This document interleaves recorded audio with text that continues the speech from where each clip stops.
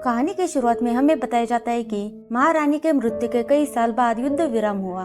अमन और शांति के उद्देश्य से तमाम सल्तनतों के लिए एक केंद्र की स्थापना की गई, जिसे महादेशन कहा जाता है, जहाँ पर जंग की बजाय एक खूंखार खेल के माध्यम से राजा चुना जा सके। और उस खेल का नाम कालकुंडा था, जहाँ पर हर योद्धा को अपनी जान की बाजी लगाकर विजेता बनना था, और वही होता था महान योद्धा। उसके बाद कहानी प्रेजेंट में आती है और हमें दक्षिणी झाओ का राज्य दिखाया जाता है। और उस राज्य के राजा के लिए उत्तरायण के लोग एक कीमती वस्तु भेंट करते हैं, जो एक सोने जैसे चमक रही होती है। जब राजा वो भेंट देखने के लिए आगे आते हैं, तब वो भेंट उस राजा के ऊपर उछाल देते हैं। तभी पता चलता है कि उस भेंट में कोई सोने जैसी चीज नहीं थी। जैसे वो चीज उन लोगों के ऊपर गिरती है, तब उनके कपड़ों में आग लगती है। कैसे तैसे करके राजा के अंगरक्षक अपने राजा को बचा लेते हैं। वही राजा का खास आदमी, जिसका नाम भुजंगा होता है, उसके पास अपना पालतू खूंखार जानवर होता है। वो राहु वंश के आदमियों को मारकर खा जाता है। उसके बाद भुजंगा राजा को सलाह देता है कि इन लोगों को हमारे दुश्मन सूर्यवंश ने भेजे है और ये बेरुपया है, और उन्होंने आप पर हमला कर दिया और ये युद्ध का निमंत्रण है। मैं आपको सलाह देता हूँ कि कालकुंडा प्रतियोगिता दोबारा आरंभ की जाए। महायोद्धा को चुनने के लिए हम और देर नहीं कर सकते। राजा उसे इजाजत दे देता है। उसके बाद भुजंगा अपने ईगल के जरिए ये संदेशा 8 राज्यों में भेज देता है। उसके बाद सीन एक कबीले में शिफ्ट होता है, जहाँ पर हमें कुछ लोग पानी भरते हुए दिखाई देते हैं। तभी एक आदमी कहता है कि पानी भरने का वक्त खत्म हो चुका है, अब पानी भरने के लिए कल आना। तभी कृष्ण नाम का एक लड़का चुपके से उस पानी को चुराने के लिए जाता है। तभी कबीले वाले उसे देख लेते हैं और उसे पकड़ने के लिए उसके पीछे भागते हैं और उसे पकड़कर उल्टा लटका देते हैं। तभी वहाँ पर उस कबीले का प्रमुख आकर उस प्रतियोगिता के बारे में बताता है, जिसमें हर कबीले और राज्य के 3 योद्धा को जाना होता है। तभी उस कबीले से 3 योद्धा आगे आते हैं। इस योद्धाओं का नाम कृष्ण, सूर्यबली और जयपाला है। जाने से पहले कृष्ण अपनी माँ का आशीर्वाद लेता है और अपनी माँ की आखिरी निशानी अपने पास रख लेता है। दरअसल कृष्ण अनाथ था, उसके पास माँ की आखिरी निशानी तो होती है, पर अपने पिता के बारे में उसे कुछ नहीं पता था। और वो इसलिए प्रतियोगिता में जाना चाहता है ताकि वो जान सके कि वो आखिर में है कौन और कहाँ से आया, ताकि उसके बाद कोई भी उसे नाजायज ना कहे। वही कबीले का प्रमुख सूर्यबली को उसकी अमानत, जो एक आधा टूटा हुआ भाला होता है, वो उसे सौंप देता है और उन तीनों को विदा करता है। ये तीनों चलते चलते एक रेगिस्तान में पहुंच जाते हैं। वहाँ पर उनका सामना कुछ भयंकर बिच्छुओं से होता है। उसमें से एक बिच्छू जयपाला पर हमला करके उसे मार देता है, लेकिन कृष्ण और सूर्यबली उनसे फाइट करके खुद को बचा लेते हैं। उसके बाद वो दोनों काफी थक चुके थे, इसके लिए रात में एक जगह पर आराम करने के लिए रुक जाते हैं। कृष्ण उसे प्रतियोगिता में भाग लेने की वजह पूछता है। तभी वो कहता है कि मैं कबीले की तरफ से नहीं, बल्कि मैं खुद के लिए जा रहा हूँ। और वो कृष्ण को अपनी कहानी बताता है। वो कहता है कि मैं ही सूर्यवंश का सूर्यबली हूँ और ये भाला मेरी माँ का है। ये बात उस समय की है जब हम राहु वंश के साथ जंग लड़ रहे थे। तब मैं 16 साल का था।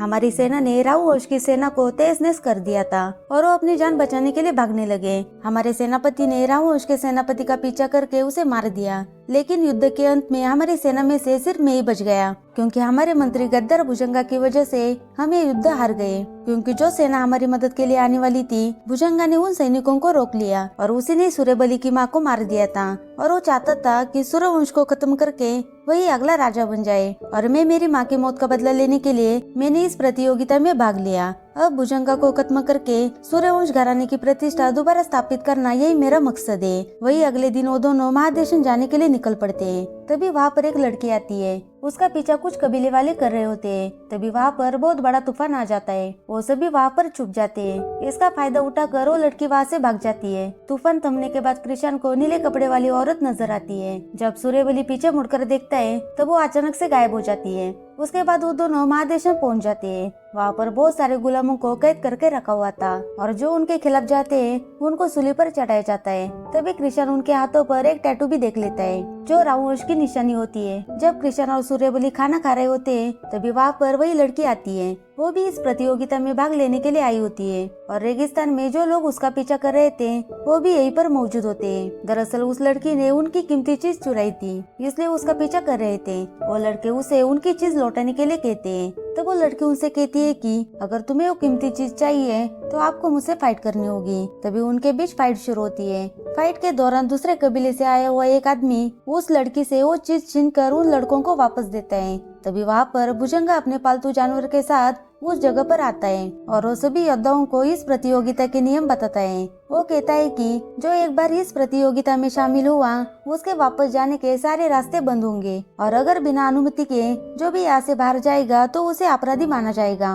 और ये प्रतियोगिता परसों दोपहर को होगी। एक एक कर वहाँ से चला जाता है। वही अगले दिन 2 कैदियों को पिंजरे के अंदर लड़वाया जाता है और जो बचेगा उस पर गोली लगाई जाएगी। जब उन दोनों में लड़ाई होती है तब एक मारी जाती है और जो बच जाती है उसका नाम ऋत्विका होता है। उस पर गोली लगाई जाती है लेकिन कोई भी उस पर गोली नहीं लगाता। तभी गलती से सूर्यबली का हाथ ऊपर उठ जाता है, जिस वजह से उसे न चाहते हुए भी ऋत्विका को खरीदना पड़ता है। अब कृष्ण और सूर्यबली को एक योद्धा चाहिए था क्योंकि इस प्रतियोगिता के लिए 3 योद्धा की जरूरत थी। तब वो लड़की वहाँ पर आती है। वो उसका नाम चुटकी बताती है। वो उसकी टीम में शामिल होना चाहती है। वो दोनों उसे अपने टीम में शामिल करते हैं। अगले सीन में हम पहले राउंड को देखते हैं जहाँ पर सभी योद्धा मौजूद होते हैं। वो तीनों को एक साथ चेन से बांध देते हैं। अब तीनों को मिलकर दूसरे को हराना होता है। सभी योद्धा तैयार होते हैं। अब रणांगन में से इन्हें सबसे पहले दूसरे ओर जाना होगा जो चेन से बंधा हुआ था, और जो योद्धा सबसे पहले उस पर जाएगा वो अगले राउंड में सिलेक्ट हो जाएगा।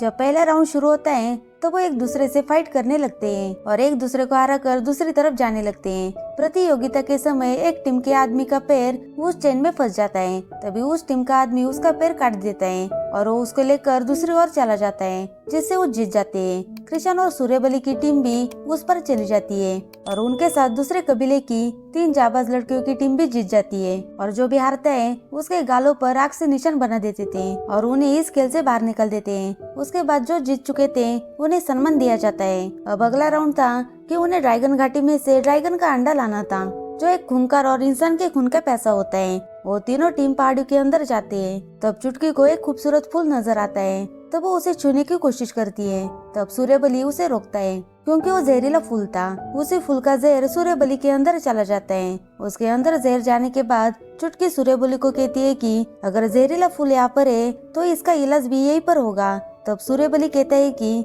हाँ, यहाँ पर इलाज है और वो नारंगी कलर का है। इसलिए कृष्ण और चुटकी उसको ढूंढने के लिए निकल पड़ते हैं। वही दूसरी तरफ लड़कियों की टीम भी अंडा ढूंढ रही होती है। तभी वहाँ पर जानलेवा बेल आकर उन्हें मारने की कोशिश करती है। तभी दूसरी टीम इसका फायदा उठाकर दूसरी तरफ चले जाते हैं जहाँ पर ड्रैगन के अंडे मौजूद होते हैं। वो एक अंडा लेकर वहाँ से भागने लगते हैं। तभी ड्रैगन को पता चल जाता है और वो उनका पीछा करने लगता है। तभी चुटकी भी वहाँ पर पहुँच जाती है। ड्रैगन उन लोगों के पीछे लग जाता है। उस लड़के के हाथ से वो अंडा गिर जाता है और वो चुटकी उठा लेती है। तब ड्रैगन की नजर चुटकी के ऊपर जाती है और वो उस लड़के को छोड़कर चुटकी के पीछे लग जाता है, पर वो एक पत्थर में फंस जाता है। तब चुटकी उसके मुकुट पर नारंगी कलर का पदार्थ दिखती है जो उस जहर का इलाज होता है। चुटकी फौरन उसको अपने पास रख लेती है और सूर्यबली को पीने के लिए देती है, लेकिन ड्रैगन एक पत्थर के बीच में फंस चुका था और कृष्ण को उस पर दया आती है। वो उसको बचाने के लिए जाता है। चुटकी भी कृष्ण की मदद करने के लिए जाती है। तब तक सूर्यबली का जहर शरीर से निकल जाता है।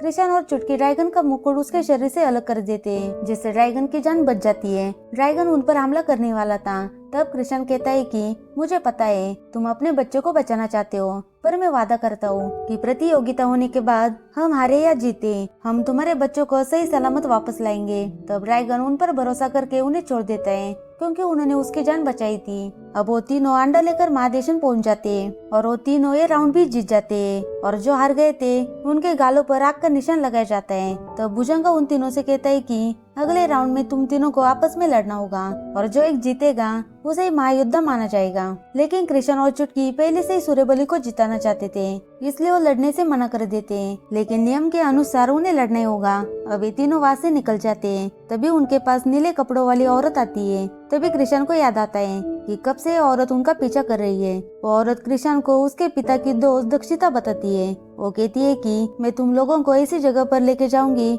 जहाँ पर तुम्हारी सारी पहेलियां सुलझ जाएगी, और वो उन्हें एक रहस्यमय जंगल में लेके जाती है। वहाँ पर कृष्ण को अपनी माँ की आवाज सुनाई देती है। वो कृष्ण को कहती है कि तुम्हारे पिता राहुवंशी थे, पर हमेशा इस दुनिया में इंसानियत और अमन कायम करने के लिए संघर्ष करते रहे, और तुम्हें भी राहुवंश की तरफ से अमन और शांति स्थापित करने के लिए प्रयास करना होगा। लेकिन कृष्ण को यकीन नहीं हो रहा था कि वो एक राहुवंशी है। तभी दक्षिता कहती है कि तुम भरोसा करो या ना करो, पर तुम्हारे शरीर में राहुवंश का कुल चिन्ह है, और इसको साबित करने के लिए दक्षिता उसे अपना खून बाएं हाथ पर लगाने के लिए कहती है। जब कृष्ण अपना खून बाएं हाथ पर लगाता है तब उसे अपने हाथ पर राहुवंश का कुल चिन्ह बने हुए नजर आता है। जब सूर्यबली को पता चलता है कि कृष्ण राहुवंशी है, यानी कि उसका दुश्मन, वो गुस्सा होकर वहाँ से चला जाता है। चुटकी उसे मनाने के लिए उसके पीछे जाती है, लेकिन सूर्यबली उसकी एक भी नहीं सुनता और वो उसे भी छोड़कर वहाँ से चला जाता है। तभी चुटकी के सामने भुजंगा अपने साथियों को लेकर आता है और वो चुटकी को बुरी तरह से मारने लगता है। वही सूर्यबली के पास ऋत्विका आती है और वो उसे कहती है कि तुम्हें अपने दोस्तों के पास जाना चाहिए।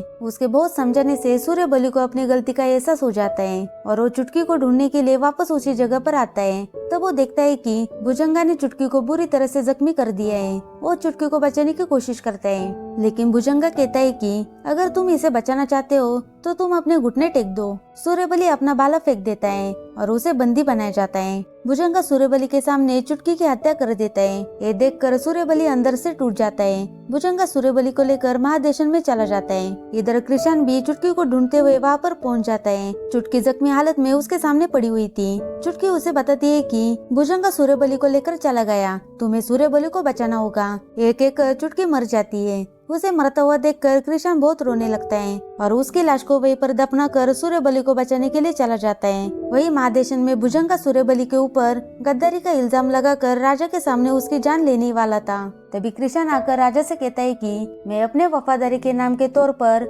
आपसे कुछ मांगना चाहता हूँ। वर्षों से मेरा कबीला महादेशम परिषद के लिए वफादार रहा। हमने सोचा भी नहीं था कि ऐसा गद्दार हमारे बीच में है और मुझे इस गद्दार से लड़ने का एक मौका दे। मैं इस गद्दार को अपने हाथों से मारना चाहता हूँ ताकि मैं अपनी वफादारी साबित कर सकूं। राजा उसकी बात पर सहमत होता है और उसे लड़ने का हुक्म देता है। तब कृष्ण और सूर्यबली आपस में लड़ने लगते हैं। लड़ाई के बीच में भुजंगा अपने लोगों को इशारा करता है जिससे सभी लोग उन पर हमला करने लगते हैं। तभी राजा के अंगरक्षक राजा को अंदर लेके जाते हैं ताकि राजा सुरक्षित रहे, लेकिन भुजंगा राजा को उसी कमरे में बंद कर देता है और तभी पता चलता है कि ये भुजंगा की चाल होती है। दरअसल राजा को मारकर खुद राजा के सिंहासन पर बैठना चाहता था। उधर भुजंगा का पालतू जानवर सूर्यबली को मारने की कोशिश करता है। तभी ऋत्विका आकर उस जानवर पर हमला करती है, लेकिन वो ऋत्विका को जान से मार देता है। सूर्यबली गुस्से से उस जानवर पर वार करता है जिससे वो जानवर मर जाता है। वही भुजंगा सारे महल में तेल गिराता है जिससे सारे महल में आग लग जाती है। सूर्यबली बड़ी बहादुरी से राजा को बचा लेता है और भुजंगा को जान से मार देता है। उसके बाद हम कृष्ण और सूर्यबली को देखते हैं जो राजा के सामने होते हैं। राजा सूर्यबली को सूर्यवंश का महायोद्धा घोषित करता है। सूर्यबली राजा को अपनी एक इच्छा बताता है। वो कहता है कि चुटकी एक निष्ठावंत देशभक्त थी और उसको शहीद की उपाधि देकर इस राज्य में उसका स्मारक बनाया जाए। उसके बाद राजा कृष्ण से उसकी इच्छा पूछते हैं। तभी कृष्ण कहता है कि मैं ड्रैगन घाटी जाकर ड्रैगन के अंडे को वापस देना चाहता हूँ। राजा उनकी इच्छा पूरी करने के लिए तैयार हो जाते हैं। अब कुछ दिन गुजर जाने के बाद हम चुटकी के स्टैचू को देखते हैं और सूर्यबली कृष्ण को कहता है कि हम दोबारा कभी मिले तो एक दोस्त की तरह ही मिलेंगे। उसके बाद वो दोनों अपने अपने रास्ते में जाने के लिए निकल पड़ते हैं। इसी के साथ मूवी यहाँ पर खत्म हो जाती है। Thank you for watching.